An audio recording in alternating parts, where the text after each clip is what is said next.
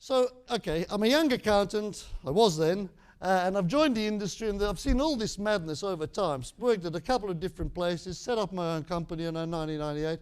What do you do? How do you manage money in this madness, right? You've got to have a set of rules. Because the one thing about our industry, you go to university to become a lawyer, you can go to university, come out with a certificate saying you're a doctor, but there is no course where you come out and say, look, I'm an investor, I'm qualified I know what I'm doing, right? I can cure your woes, right? You have to learn, you have to have a set of rules. And these are the 4 set of rules I've learned throughout my career, and they will stay with me forever. Okay, speculating versus investing. I meet, and I'm sure you meet, lots of people. They invest in property. You really invest in property. What do? I buy a block of land on the Gold Coast. I'm trying to get planning permission. I'm going to build a block of houses, and then in 3 years, of course, the property market will be up, as it was in the US, and I'm going to make all this money, right? They're investing in property. My idea of investing in property is I buy an office block or a small something with a good tenant in there. Well, who's a good tenant? Give me a tenant who can't go broke. Governments can. ATO, the ATO. They've always got a revenue stream, haven't they? Guaranteed forever. Right? The ATO, right? On a yield of 7%, the value doesn't move too much, indexed to inflation, that's investing in property. And it's the same with shares. Investing in shares is not about buying in the morning, selling in the afternoon. It's about buying companies that make money and pay dividends and holding on long enough to enjoy the benefits of that, what that company can create over time. That's investing. Rule number 2, momentum versus value. I'm a single dad now. I've got 3 kids, and I actually like going to the supermarket on a Saturday. I'm a bit weird. People think I'm a bit weird because I actually like going to the supermarket. I take my trolley, and it's great, you know. I'm a Woolworths shareholder too, so I like to support the company. And tuna, I love tuna. Anyone love tuna?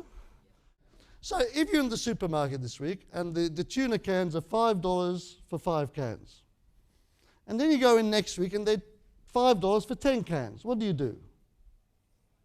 You buy more, don't you? So when prices are down, you buy more. When the share market is down, what do most people want to do? And what do they want to do when prices are going up?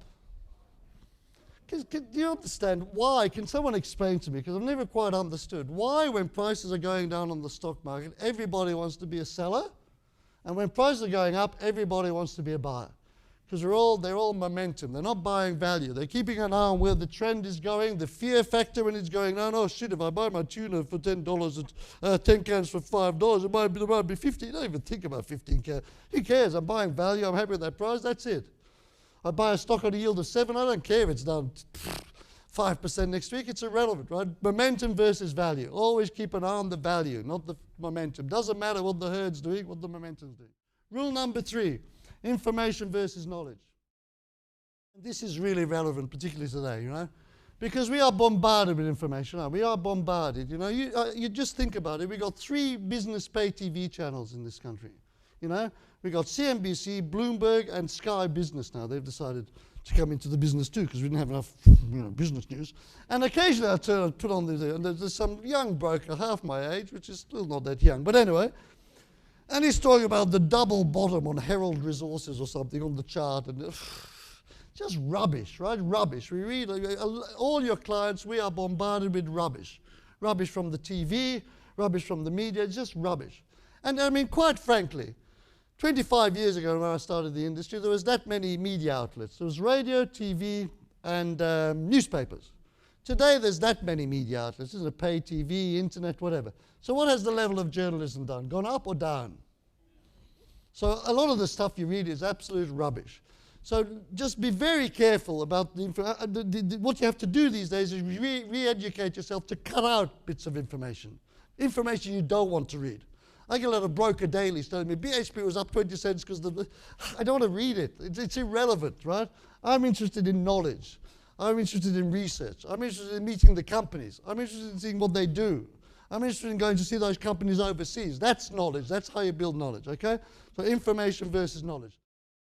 Okay, last point, perception versus reality, always very important. 18 months ago, my son, he's 16 now, doing HSC, he was at my house. And he got this 50,000 paper portfolio, you know, to manage. He said, Dad, you know a little bit about shares. Do you have any sort of tips, or what do you think I should do? I said, well, look, Alfie, I'm a boring old fart. You know? I'd buy some Woolworths. They're yielding 6% at $24. I'd buy, or $26. I'd buy some Woolworths. He goes, oh, no, Dad, I'm going to buy some Iluka resources. I said, oh, okay, Alfie, why Iluka? I said, you know, they're at $19. They were at $4. He says, no, look, I've read the mining report. I said, they make zircon and whatever, it's titanium. Alfie, I don't know what it looks like, right? So he said, no, I've read the mining report, Dad, I'm going to buy some Iluka. I said, okay. Anyway, the Greek crisis hits, so everything falls, the market falls. He comes to my place again, he says, and I say, oh, wow, those Iluka, they went from $19 to 12. I said, shit, those Iluka didn't do too well, Alfie. He says, Dad, yeah, but your Woolworths have fallen too, haven't they, from 26 to 24. And he asked me a question. He asked me, what's the share price of Woolworths got to do with Greece? What's the share price of Woolworths got to do with Greece? Has anyone got a suggestion?